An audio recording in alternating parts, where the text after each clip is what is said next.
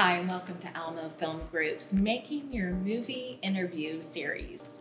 I'm Susan Wilder, an actress and local resident in the San Antonio area. One thing that Alamo Film Group does is they work hard at providing networking opportunities for local filmmakers. And so I am honored to be a guest host today.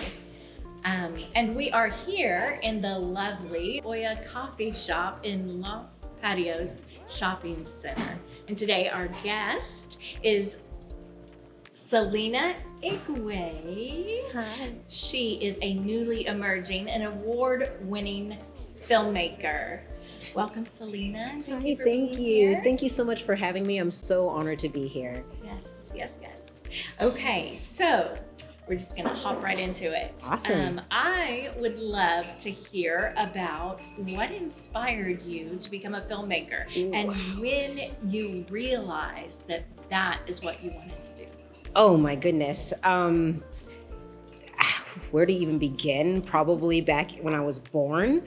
No, but I have always been into storytelling. I like to say that I began literally from the womb, I want to say, just saying stories. I was obsessed with like films like Sound of Music and Fiddler on the, it was musicals. It was honestly musicals. But just the storytelling and how a film was able to capture just the beauty, even though I wasn't able to necessarily vocalize it, but I knew I loved seeing the beginning, the middle, and the end, and everything just folding into this beautiful like gift. I started writing little plays and skits for my cousins and whatnot. Yes, when I was like 11, 10, even younger, and I would make them perform. I was the oldest, so they had to. From there, I was living in Las Vegas, Nevada at the time. I went to Las Vegas Academy. It's a performing arts high school. And I got into theater, got into all of that, but we had a little class of filming. And that's when I really started to see, like, I love theater, but film, it was like a calling. It was like a deeper calling. I started directing. I went to film school at UNLV, and that's where it really began. Went to LA, really saw like the on-set life, even though I was an extra. Getting in the way. No, I was a good extra actually. But yeah, like just being on those large sets and being in the presence of these filmmakers was just like, gave me that itch to really do it. Now life happened. I will say that life happened, and life kind of gave me a little bit of delay. But having kids, getting married and whatnot, but I began full-time filmmaking since only like 2021. Is when I really jumped head in, and I was like, this is what I'm actually going to do, and I'm not going to stop. And ever since then, it's been such a whirlwind of just awesomeness. Adventures. Yes, right? yes, it's been great. Yes, that's awesome. Thank you. Well, can you tell us what your favorite part of filmmaking, the filmmaking process, what is your favorite part of the filmmaking process and why? Okay, that's a hard one.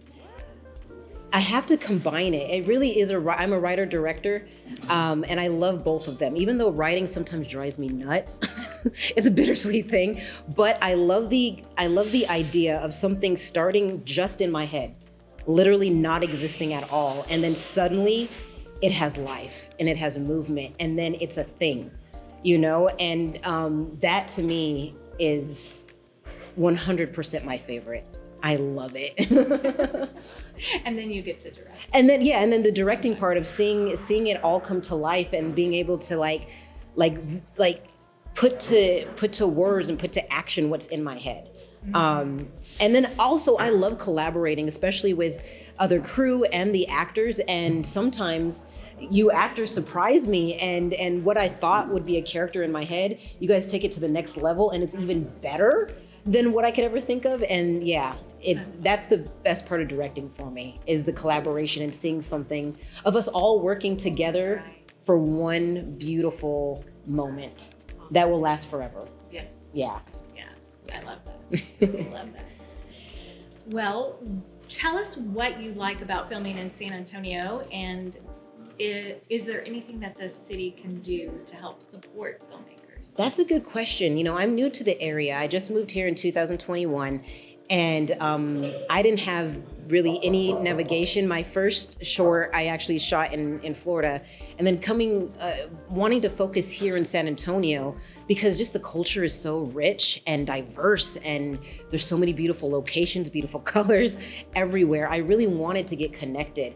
I'm actually very, very, very thankful to the Alamo Film Group, Hong Kong Toot their horn, because one of the biggest things that's important to me as a filmmaker here is networking.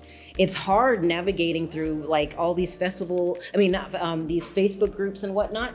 It's hard to like pinpoint which ones to go to. And if there is a Facebook group, sometimes they don't get together, and it's hard to make that connection only online.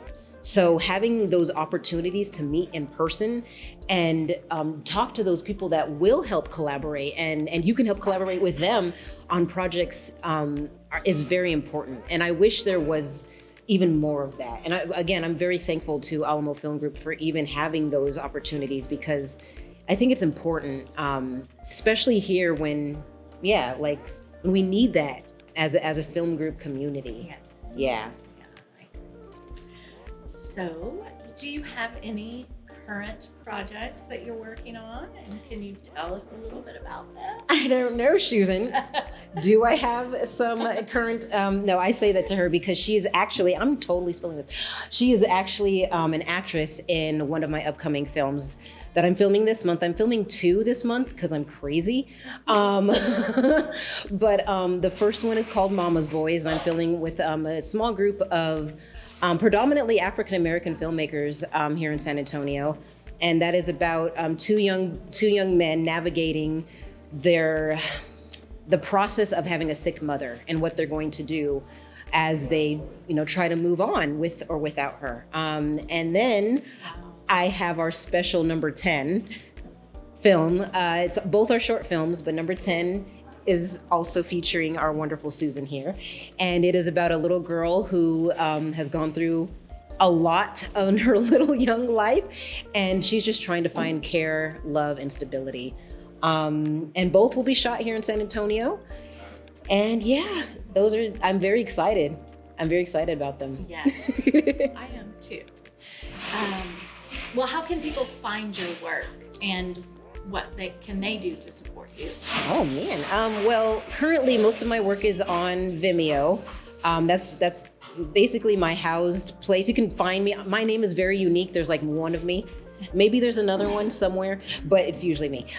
So you can just search my name, or I'm also Celina Igwe writer director. You'll definitely find my Instagram and whatnot there. That leads to my Vimeo. You can find some of my past work. Some of my current work is still in festival route. I just finished a short film called Noctiluca, so that's going through the festival route right now. So it's still on private mode, but it will be released soon. And then you'll find Mama's Boys and number 10 there too. Yes. I cannot wait to see Noctiluca because yes. The trailer looks amazing. Oh, thank you. Yes. So, and well, yeah, thank you. Thank you. It's been an honor to be here. Thank you so much for having me.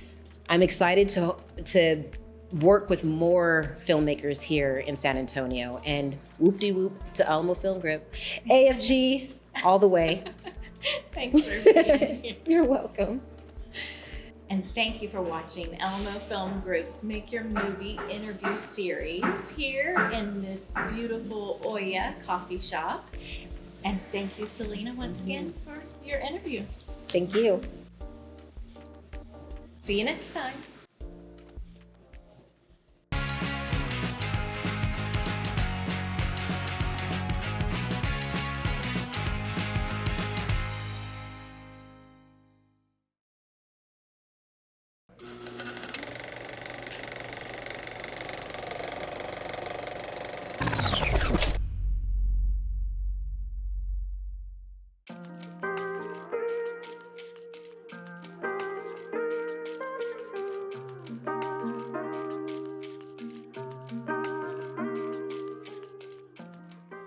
Hola, my name is Andrea Ley. Welcome to my coffee shop called Oya Express Café, a company that specializes in café de olla and traditional Mexican drinks, with the mission to rescue traditional recipes from our ancestors and being a platform for them and Mexican coffee in US.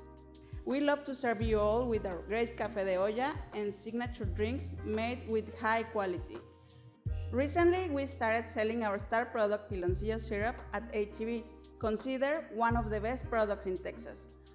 Olla Express Café is a sensorial experience from the moment you cross the doors of what I really like to call La Casa del Café.